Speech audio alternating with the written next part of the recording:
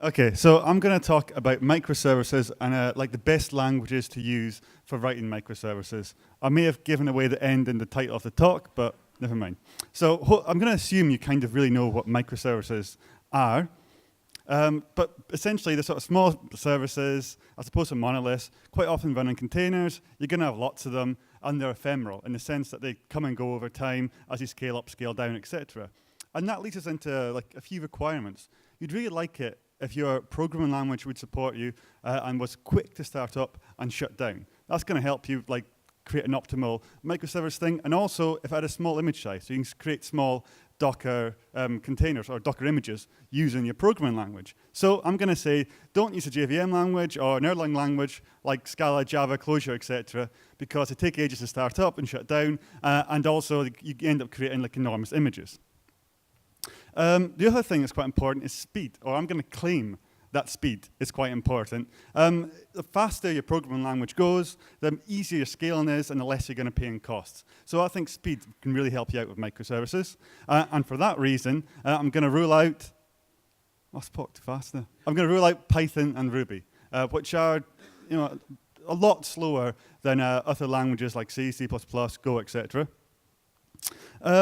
But the other thing we need to be aware of is not just speed, but like we also like our language should be like safe and reliable and help us to create safe and reliable services and code. It shouldn't let us shoot ourselves in the foot too easily. So for that reason, I'm going to rule out C and C++. Although they're great languages, I never ever want to do pointer arithmetic again. And it's too easy to create like mistakes that take forever to like find the cause of in C and C++. And so for that reason, I think that's one of the main reasons that Go has become a really popular language.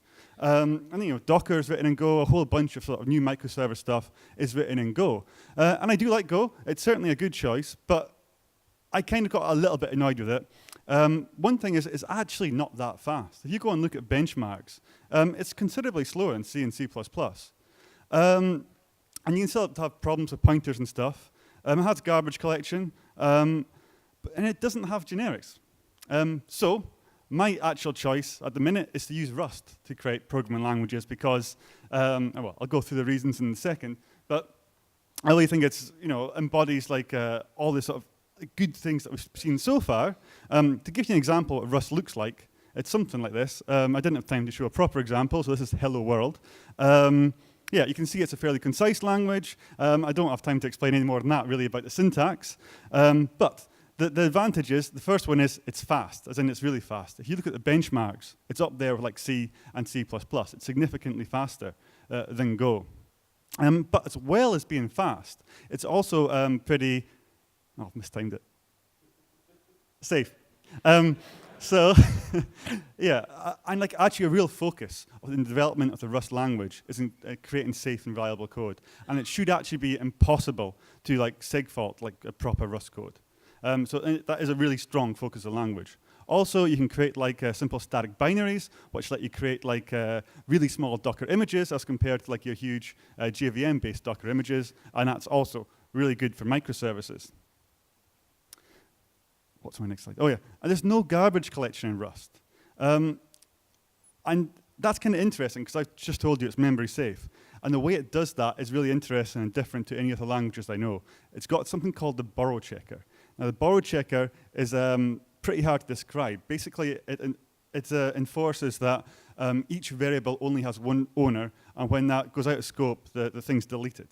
And that may sound simple, but it ends up being quite complex, and you've got to write programs in a slightly different way. So when you first start using Rust, there's a pretty steep learning curve, and that's probably the biggest problem with Rust, to be honest. You've got to like climb this learning curve until you get the benefits of the speed and reliability and safety, and so on. But it's a fantastic language once you get there. Okay, so in this talk, you've probably guessed I've been a little bit tongue-in-cheek. You should actually use the best tool for the job or the best tool for your team. Although I do really like Rust, and if you do think it would be useful to you, totally go and check it out. And for that reason, I've put some resources up here. Yeah, so you've got the programming language, a few books. VS Code is a really good idea for Rust stuff in. That's about it. Thank you very much.